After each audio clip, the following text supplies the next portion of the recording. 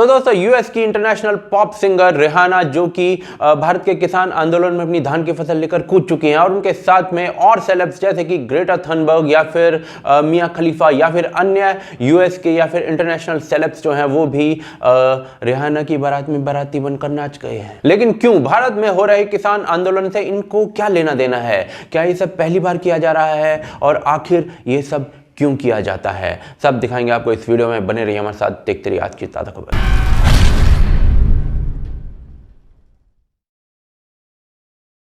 तो दोस्तों रिहाना देवी की ममता कल जागी और उन्होंने अपने ट्विटर अकाउंट से कल एक ट्वीट किया जिसमें उन्होंने लिखा कि हम इसके बारे में अभी तक बात क्यों नहीं कर रहे हैं। नीचे एक आर्टिकल का लिंक था जिसमें लिखा था, भारत ने दिल्ली के पास इंटरनेट काटा जहां किसान आंदोलनकारी पुलिस से भिड़ गए। अब रिहाना जो है उनके 100 मिलियन फॉलोअर्स हैं ट्विटर पर। जैसे ही उन्होंने ये ट्वीट किया वैसे ही ये मुद्दा जो था ऑस्ट्रेलिया, यूएस, कनाडा या फिर यूरोप वगैरह जैसे जगहों पर ट्रेंड करने लगा ट्विटर पर। और रिहाना के जो नॉर्मल ट्वीट्स होते हैं या फिर उनके हॉट फोटोग्राफ्स भी होते हैं, उनको 10 से 50 हज़ार तक जो रीट्वीट्स मिलते हैं। लेकिन ये वाला ट्वीट जो है वो अब तक करीब 2.25 लाख बार से ज़्यादा रीट्वीट हो चुका है। सवाल ये कि भाई ये 2.5 लाख रीट्वीट आखिर हो कैसे गए, जबकि जो मुद्दा है इतना बड़ा पॉलिटिकल मुद्दा है और पॉलिटिकल मुद्दों को छेड़ने से लोग थोड़ा सा बचते हैं।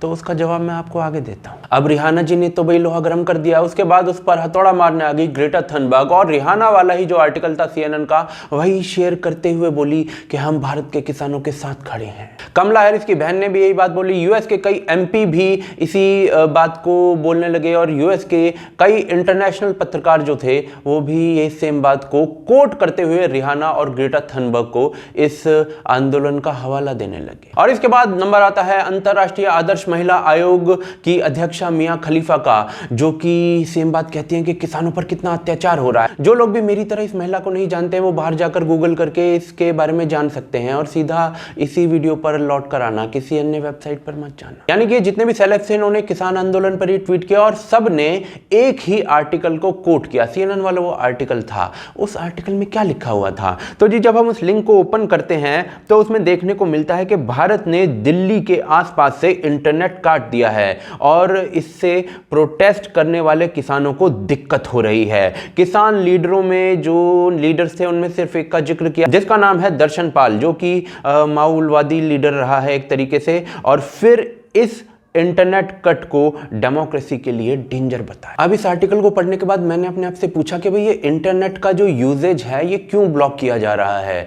तो जवाब आता है कि भाई ये जो किसान प्रोटेस्ट हुआ था गणतंत्र दिवस पर, इस पर किस प्रकार से दिल्ली के अंदर कोहराम मचाया गया था। पुलिस वालों को ट्रैक्टर के नीचे रौंदने की कोशिश की गई थी, महिला पुलिस वालों को इन हुड़दंगियों ने पीट दिया था और किस प्रकार से आम जनजीवन को जोखिम में डाल दिया था और लाल किले पर भारत के राष्ट्रध्वज का अपमान किया गया था। तो इसके लिए इंटरनेट का बहुत भारी मात्रा में प्रयोग किया गया था इनके द्वारा।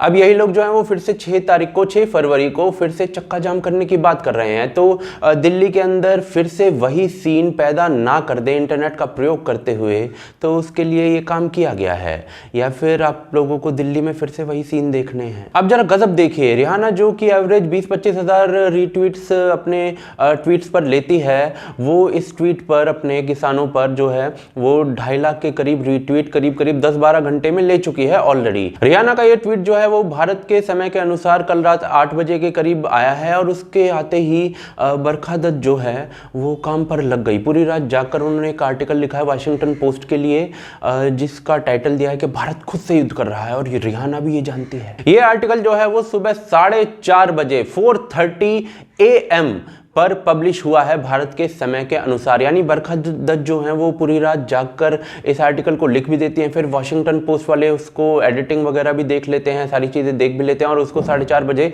पब्लिश भी कर देते हैं। ऐसी क्या जल्दी थी भाई, सोई लेते रात को। दूसरी तरफ ये जो ग्रेटा थनबर्ग है ये आती है स्वीडन से।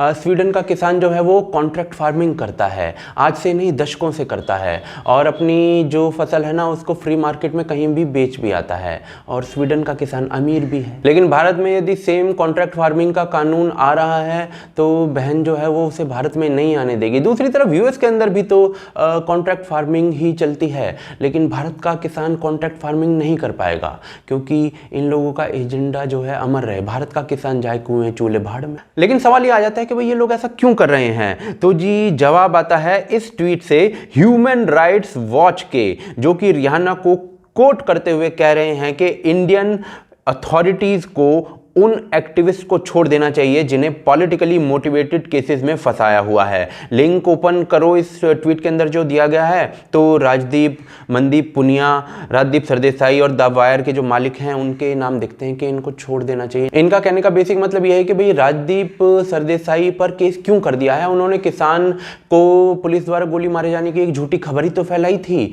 उससे देश के अंदर थोड़े से दंगे ही तो भड़के थे, क्या बड़ी बात है। तो जी ये ह्यूमन राइट्स वॉच वाले जो है ना वो ये कह रहे हैं, और ये जो ह्यूमन राइट्स वॉच है इसको 2010 में जॉर्ज सोरेस से $100 मिलियन, $100 मिलियन की डोनेशन मिली थी। और ये जॉर्ज सोरेस जो है उसने $1 बिलियन का फंड अनाउंस किया हुआ है दुनिया से उन नेताओं को खत्म करने के लिए जो डिक्टेटर हो सकते हैं। और 2 बार चुनाव जीतकर पीएम बने नरेंद्र मोदी जो हैं वो जॉर्ज सोरेस की उस लिस्ट में आते हैं। दिल्ली दंगों में जॉर्ज सोरेस का कैसे लिपटा हुआ था ये जॉर्ज सोरेस, उसके लिए एक लिंक मैं डिस्क्रिप्शन में दे रहा हूं, वो वीडियो के रूप में है, स्ट्रिंग का वीडियो, वो जरूर देखिएगा, आपको बहुत कुछ समझ आएगा। दूसरी तरफ रिहाना को ही कोट किया जगमीत सिंह ने। कौन है ये जगमीत सिंह? तो जी कनाडा का एक पॉलिटिशियन है और एक नॉन खालिस्तानी है, और रिहाना और ये जगमीत सिंह क्लोज बताए जाते हैं। अब इन बातों से जो रिहाना है वो खालिस्तानी साबित नहीं हो जाती हैं। बात सिर्फ इतनी सी है कि ये एक वेल ऑयल्ड इकोसिस्टम है। 6 फरवरी को दिल्ली के अंदर कांड करना है, लेकिन इंटरनेट बंद है, ऊपर से इस प्रकार की दीवारें खींच दी गई हैं, कांड कर नहीं सकते हैं, तो उसके लिए एक प्रेशर बनाया जा रहा है इंटरनेशनल स्टेज से, और कुछ नहीं है। और इस वेल ऑयल्ड इकोसिस्टम में रिहाना जैसे सेलेब्स जो होते हैं वो ट्वीट करते हैं, इकोसिस्टम के बाकी सेलेब्स जो होते हैं वो उसे कोट करते हैं। आईटी सेल इकोसिस्टम के कई गुना ज्यादा रीट्वीट दिलवाता है। इकोसिस्टम के पत्रकार जो होते हैं वो पूरी रात जागकर आर्टिकल्स लिखते हैं और एक बड़ी आवाज बनती है, प्रेशर बनता है। और क्या ऐसा पहली बार हो रहा है? जी नहीं, बहुत बार हो चुका है। भारत में पिछले साल स्टूडेंट एग्जाम का मुद्दा बना ग्रेटा थनबर्ग ने इशू उठाया, जबकि एग्जाम कितने स्मूथली हो गए वो हम सबने देखा था। भारत थोड़ा सा इंडस्ट्री में विकास कर रहा है, तो भारत के कार्बन फुटप्रिंट का मामला इस बहन ने उठा दिया और भारत की ऐसी तैसी करने लगी, जबकि रियलिटी ये है कि भारत पर कैपिटा कार्बन सबसे कम उत्सर्जन करने वाले देशों में है।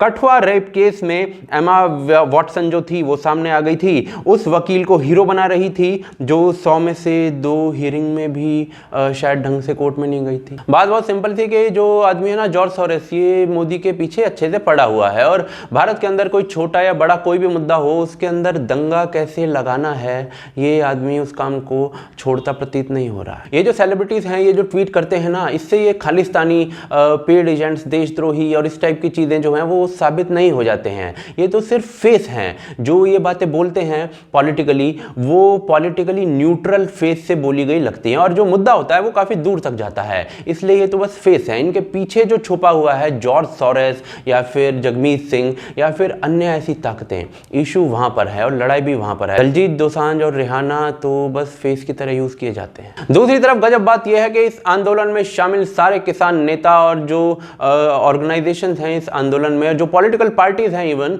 वो सारे के सारे दशकों से इन्हीं बिल्स के लिए आंदोलन कर रहे थे, इन्हीं बिल्स को लाने की बात कर रहे थे, और जब ये बिल आ गए हैं तो उसी के खिलाफ विरोध कर रहे हैं। इसका पूरे प्रमाणों के साथ एक वीडियो मैंने 2-3 दिन पहले बताया था, उसका लिंक डिस्क्रिप्शन में दे रहा हूं। लाल किला हिंसा वाले दिन ये सारे जो किसान नेता हैं ये कह रहे थे कि भाई ये जो लोग हैं ना वो सरकार द्वारा वहां पर भेजे गए हैं, हमारे लोग नहीं हैं। अब यही किसान नेता कह रहे हैं कि सरकार से बात तब आगे की जाएगी जब हमारे लोगों को छोड़ दिया जाएगा, रिहा कर दिया जाएगा। कुछ इसी प्रकार की जो बात है वो ह्यूमन राइट्स वॉच वाले कह रहे हैं, जिसको जॉर्ज सोरेस जो है वो फंड करता है, जो मोदी को उखाड़ के फेंकना चाहता है। तो ये है पूरी बात। ये जो सेलेब्स हैं ये तो सिर्फ फेस हैं, पीछे का कांड जो है वो इकोसिस्टम इकोसिस्टम पूरा मिलकर करता है। अब इस इकोसिस्टम से किस प्रकार से जो सरकार है वो लड़ेगी वो मैं नहीं जानता, वो सरकार जाने, और किस प्रकार से आप इनसे निपटेंगे वो भी मैं नहीं जानता, वो आप जाने, क्योंकि मैं तो बेहद भोला आदमी हूँ, आप जानते ही हैं। लेकिन आप हमें बताइए कि आप इन लोगों से किस प्रकार से निपटने वाले हैं। दूसरी तरफ हमारे काम को सपोर्ट करना चाहते हैं तो patreon.com है उसके लिए, और ज्वाइन बटन है उसके लिए आप हमें सपोर्ट कर सकते हैं। दोनों के लिंक डिस्क्रिप्शन और पिन कमेंट के अंदर हैं। साथ ही साथ आप हमारे मर्चेंडाइज खरीद सकते हैं। जो टी शर्ट मैंने पहनी हुई है वो आप भी प्राप्त कर सकते हैं bhokalfactory.com से, उसके लिंक भी डिस्क्रिप्शन और पिन कमेंट के अंदर मैं दे रहा हूं। आप देख रहे हैं आज की ताज़ा खबर। जय हिंद, जय भारत।